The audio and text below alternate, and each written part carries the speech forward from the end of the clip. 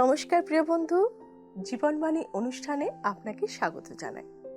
আমি জানি এই সময়টায় আপনার মতো অনেক বন্ধুরা অপেক্ষা করে থাকেন। আমার বিশ্বাস এই অনুষ্ঠানের মাধ্যমে আপনি উপকৃত হচ্ছেন। আসুন আমরা শুনি ঈশ্বরের বাক্য আজ আমাদেরকে কি জানাতে চায়।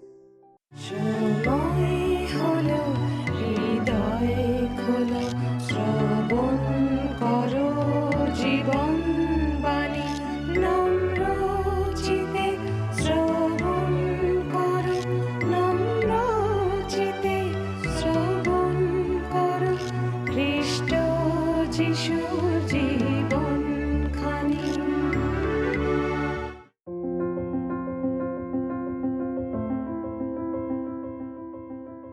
গতদিনকে আমরা পবিত্র বাইবেলের পুরাতন নিয়মের জিরোমীয় ভাববাদীর বিলাপ পুস্তকটি নিয়ে আলোচনা শুরু করেছিলাম। প্রথম এবং দ্বিতীয় অধ্যায়টি আমরা আলোচনা করেছি, আর আজকে আমরা বাকি তিনটি অধ্যায় নিয়ে আলোচনা করব।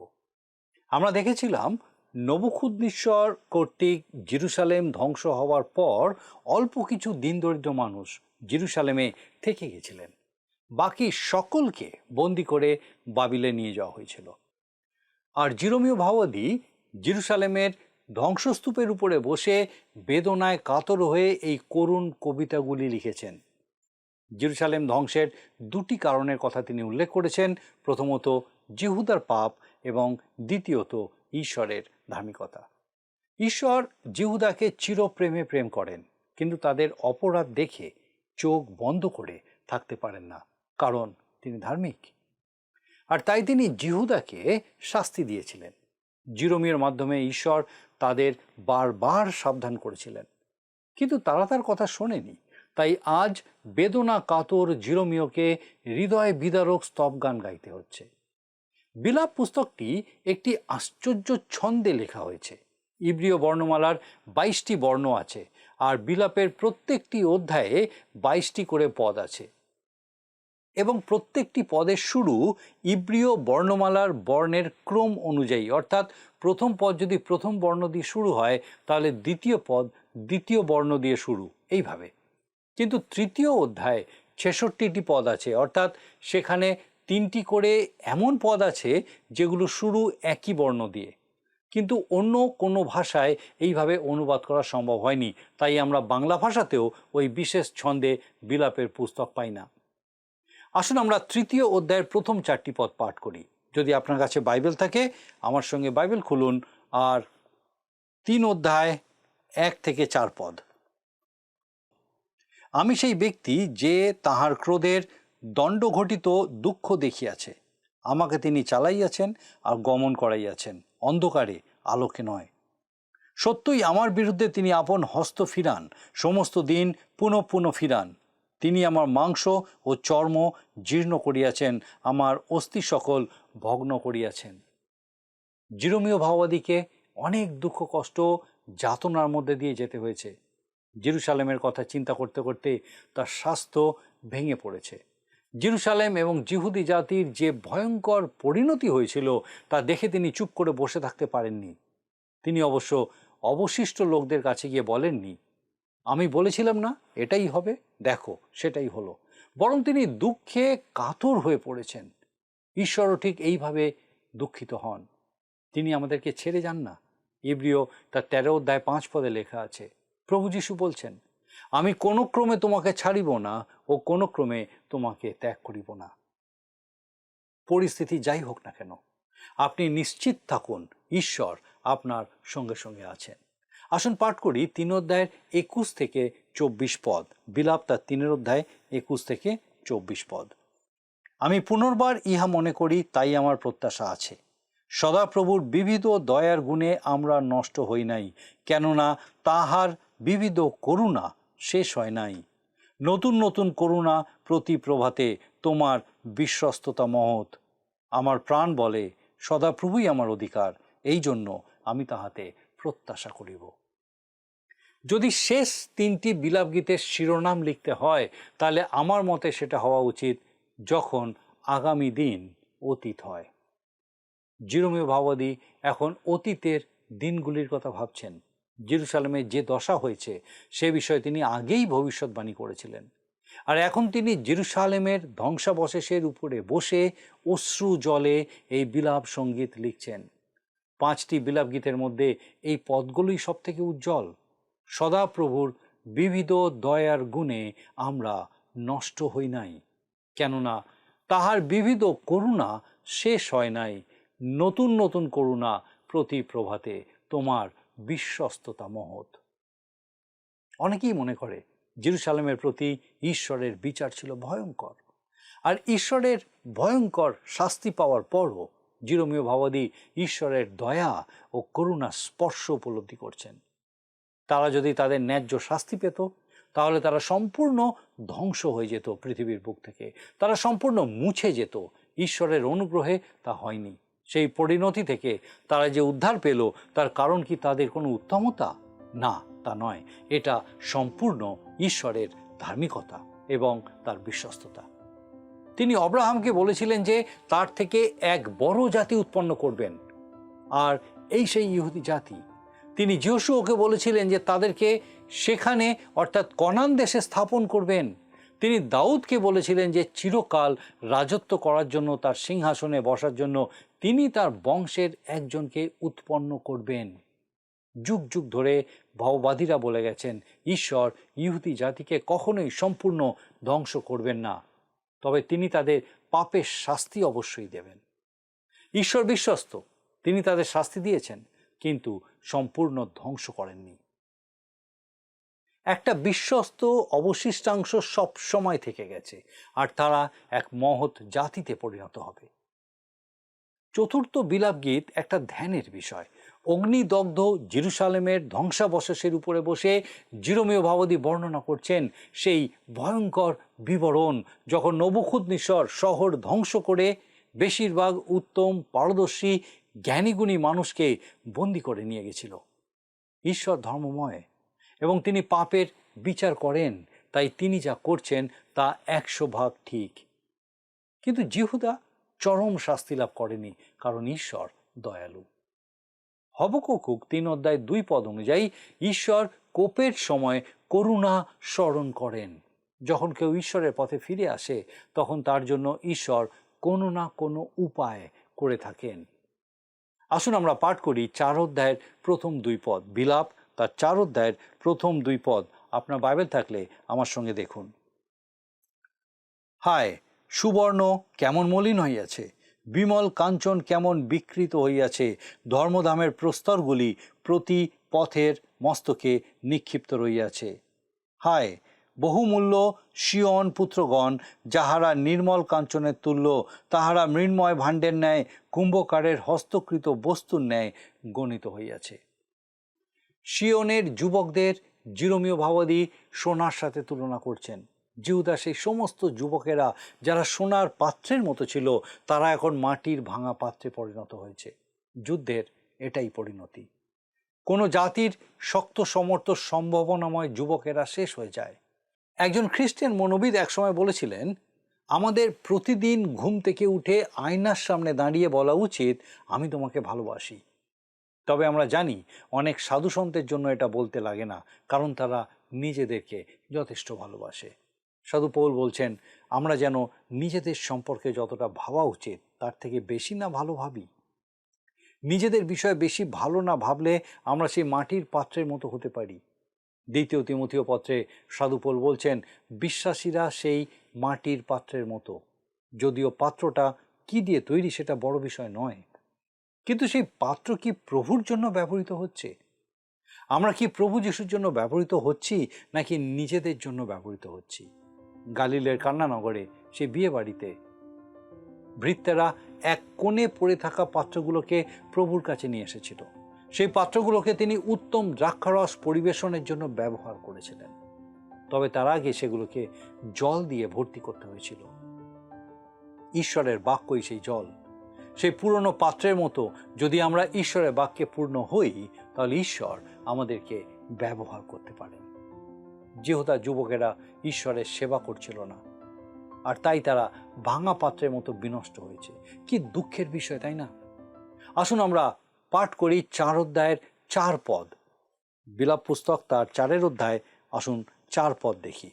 স্তন্যপায়ী শিশুর জিহ্বা পিপাসায় তালুতে সংলগ্ন হইয়াছে, বালক বালিকারা রুটি চাহিতেছে, কেহ তাহাদিওকে বাঁটিয়া দেয় না।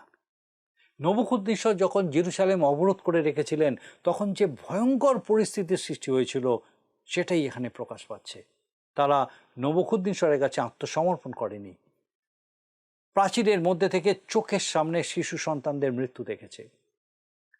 একজন মায়ের কাছে তার দুগ্ধপোষ্য শিশু সন্তান কতটা প্রিয় তা সকল মাই জানেন। আপনি হয়তো ভাবছেন, জিহুদা সেই মায়েরা কত নিষ্ঠুর ছিল, তাই না? ভুলে যাবেন না, আজকের দিনেও হাজার হাজার শিশু মা বাবার ইচ্ছায় পৃথিবীর আলো দেখার আগেই শেষ হয়ে যায়। আমরা কোনো অংশেই তৎকালীন জিহুদার মা বাবার থেকে উত্তম নই।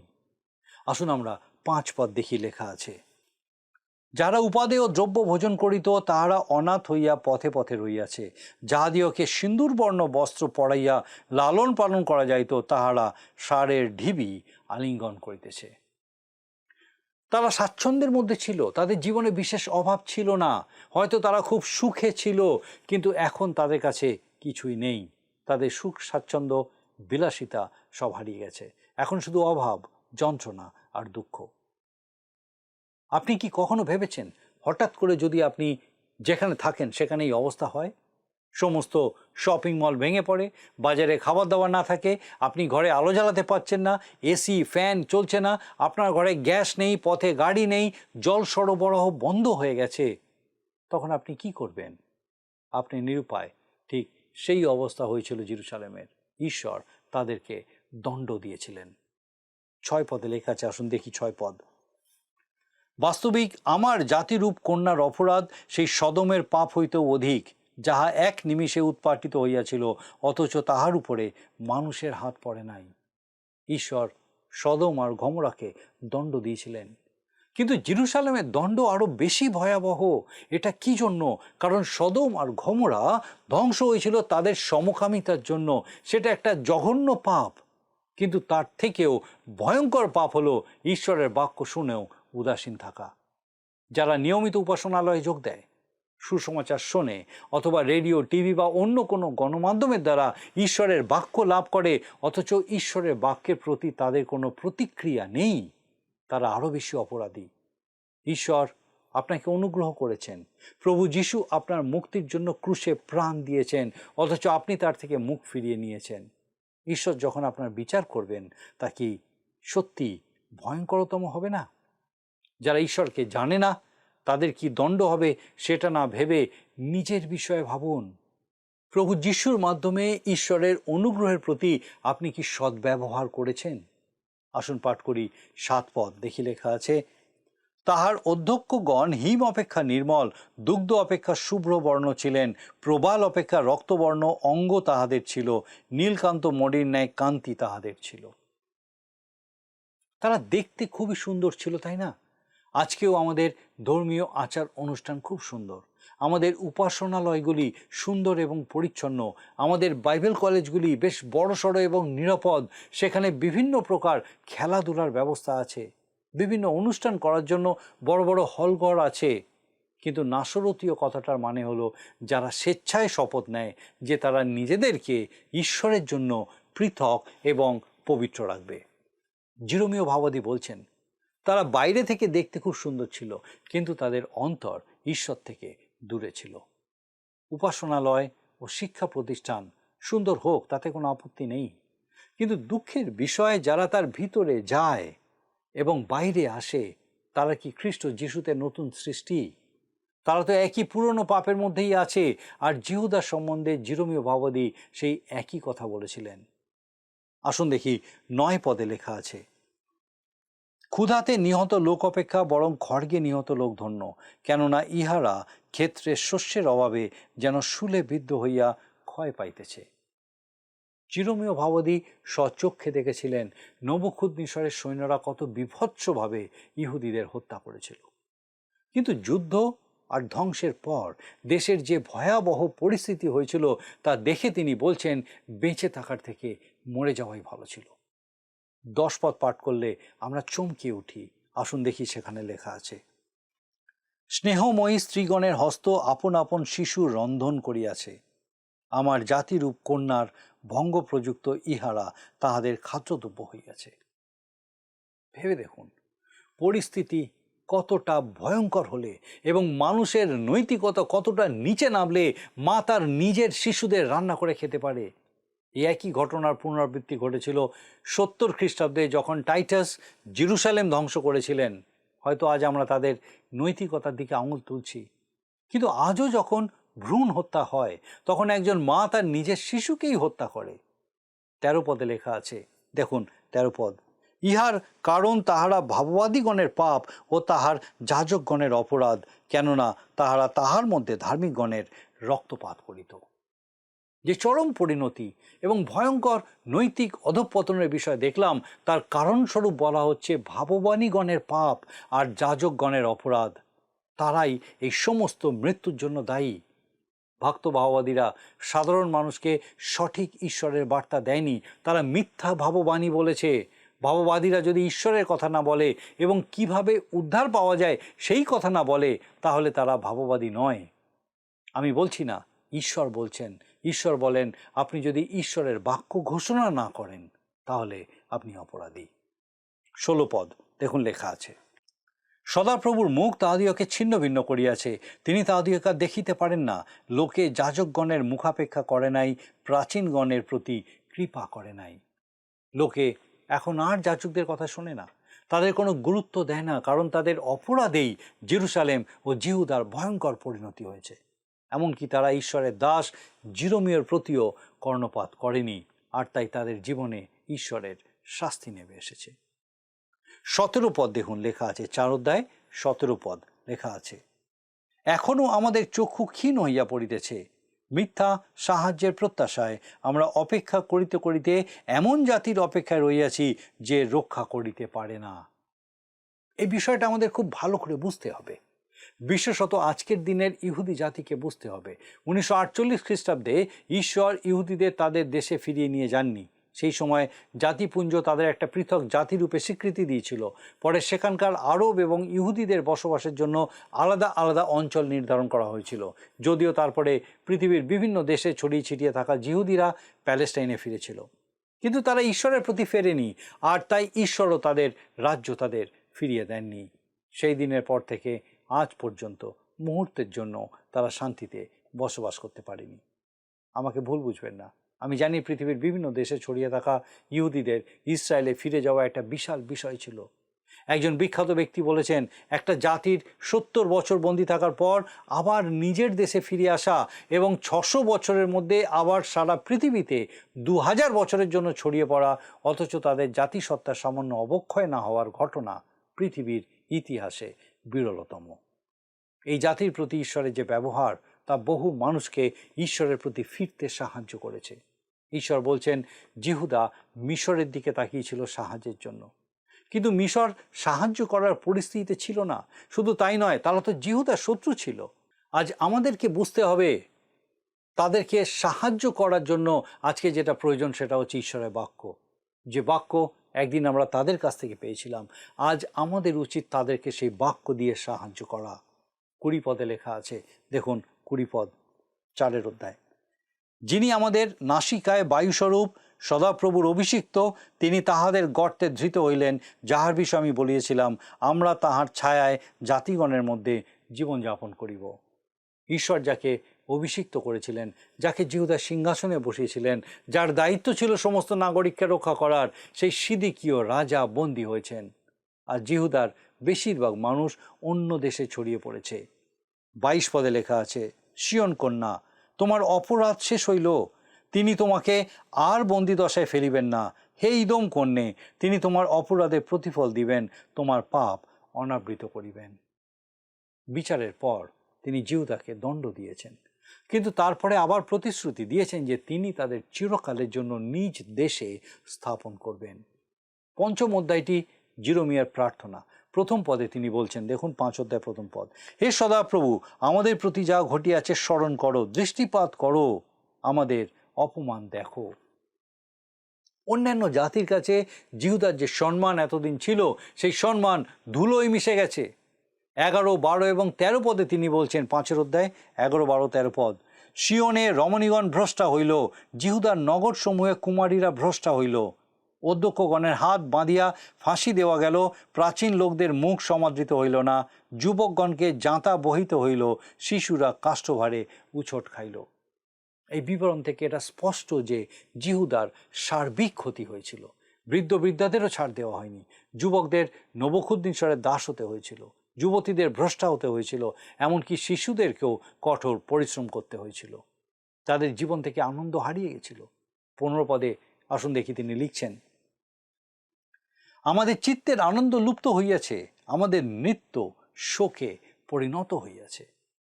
তাই 19 থেকে 21 পদে জিরোমীয় ভাবাদী তার স্বজাতির জন্য ঈশ্বরের কাছে কাতর মিনতি করছেন। আসুন আমরা পড়ি 19 থেকে 21 পদ। হে সদাপ্রভু, তুমি অনন্তকাল সমাসীন, তোমার সিংহাসন পুরুষানুক্রমে স্থায়ী। কেন চিরতরে আমাদিওকে ভুলিয়া যাইবে? কেন এতদিন আমাদিওকে ত্যাগ করিয়া থাকিবে? হে সদাপ্রভু, তোমার প্রতি আমাদিওকে ফিরাও, তাহাতে আমরা ফিরিব। পূর্বকালের সদৃশ্য নতুন সময় আমাদিওকে দাও। এখান থেকে আমরা একটা বিষয় শিক্ষা নিতে পারি, অনেক দেরি হয়ে যাওয়ার আগে আমাদের উচিত ঈশ্বরের প্রতি ফেরা। একজন ঈশ্বরের দাস বলেছেন, যদি জনগণের মধ্যে ধর্মীয় পত্রপত্রিকা এবং পুস্তিকা না পৌঁছায়, যদি মানুষ ঈশ্বরের প্রতি না ফেরে, তাহলে একটা জাতির কি পরিণতি হবে তা বলা যায় না। মানুষের মধ্যে সত্য না থাকলে ভুল তো হবেই। যদি তারা ঈশ্বর এবং তার বাক্যকে গ্রহণ না করে, তাহলে শয়তানের কাজ তো বেড়ে যাবেই। জিরোমীয় ভাবাদী ঈশ্বরকে বলছেন তিনি যেন আমাদেরকে তার প্রতি ফেরান। কিন্তু আমি আপনি কি ঈশ্বরের প্রতি ফিরতে প্রস্তুত? জিরোমীয় ভাবাদীর বিলাপ পুস্তকটি আমাদের খুব প্রিয় পুস্তক হয়ে ওঠেনি, কিন্তু এই পুস্তক আমাদের আগামী দিনের পরিণতি সম্বন্ধে সাবধান করে। তাই আসুন এই পুস্তকের সাবধান বাণী নিজেরা স্মরণে রাখি এবং আমাদের সন্তান সন্ততিদের কাছে তা প্রকাশ করি, যেন তারাও সচেতন থাকে, যেন জিহুদার মতো আমাদের সন্তান সন্ততির জীবনে চরম দুর্দশা না নেমে আসে। আমার বিশ্বাস ঈশ্বর আপনার সঙ্গে বিশেষভাবে তার জীবন্ত বাক্য দ্বারা কথা বলেছেন, চিত্তে সেই আলোক নিয়ে এসেছেন, প্রজ্বলিত করেছেন, যা তার জীবন্ত বাক্য থেকে আমাদেরকে এই চরম শিক্ষা নিতে সাহায্য করে। আসুন প্রার্থনা করি, আর আমি চাইব আপনিও যোগ দিন। আসুন প্রার্থনা করি। স্বর্গীয় পিতা, ধন্যবাদ দিই প্রভু, এই চেতনা তুমি দিতে চাইলে তোমার জীবন্ত বাক্য দ্বারা। ধন্যবাদ স্বর্গীয় পিতা, আমাদের প্রত্যেক দর্শক বন্ধুর জন্য ধন্যবাদ দিই যে তুমি আজকে বিশেষভাবে তোমার জীবন্ত বাক্য দ্বারা এই চেতনা সে প্রত্যেকের কাছে নিয়ে আসলে। প্রার্থনা করি প্রভু যেন সে প্রত্যেক আত্মা প্রাণ এই চেতনা বাক্য স্মরণে রাখে এবং সেই মতো জীবনযাপনের মধ্যে দিয়ে তোমার গৌরব করে। তোমার যিশু নামে ভিক্ষা দয়া করে শ্রবণ ও গ্রহণ করো। আমেন।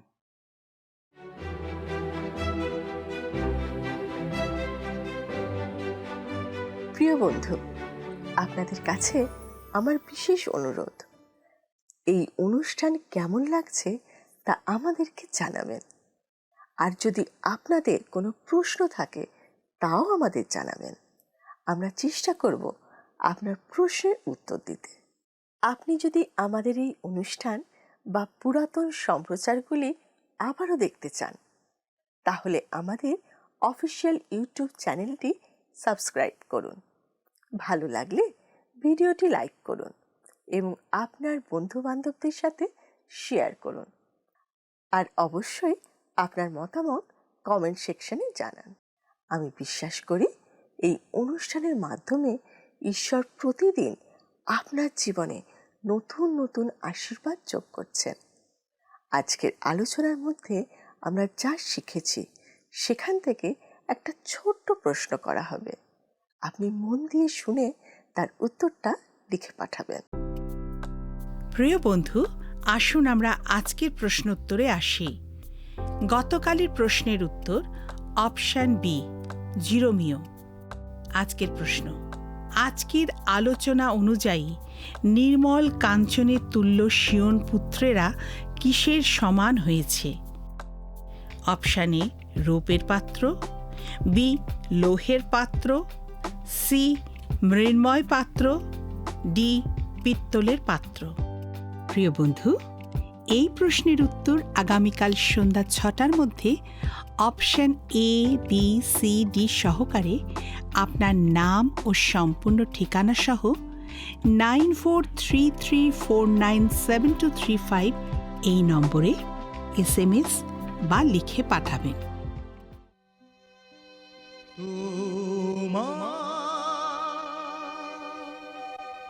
পথে আমি চলব, তুমি সত্য বলে জেনেছি, তোমার বাক্য আমি বলবো, তাই তো আমি এসেছি।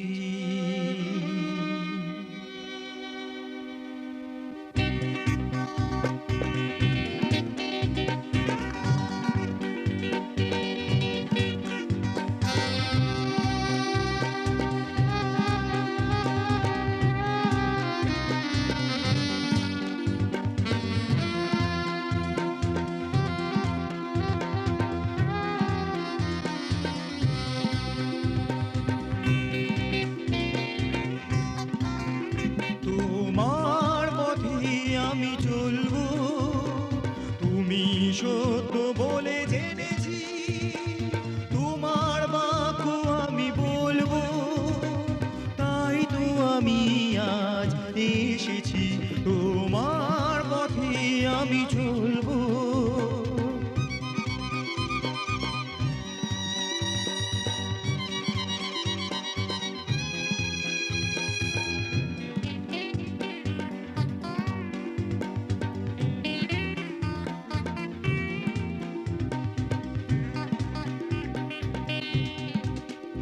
অসহায় পথে তুমি আমার বন্ধু যিশু, দিশারি।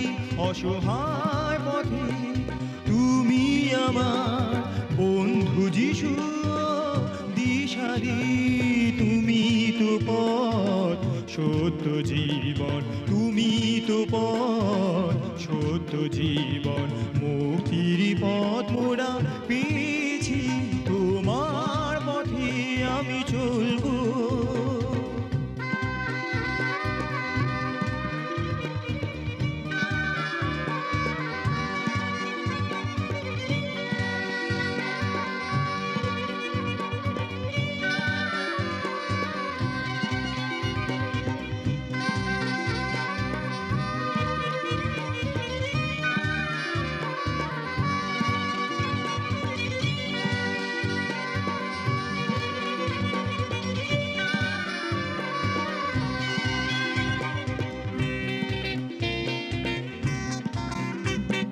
জীবনে আমার কিছুই ছিল না, তুমি এসে প্রভু হৃদয়ে আমার ভরিয়ে দিয়েছো সব গুণে, নিঃশরিত এই জীবনে।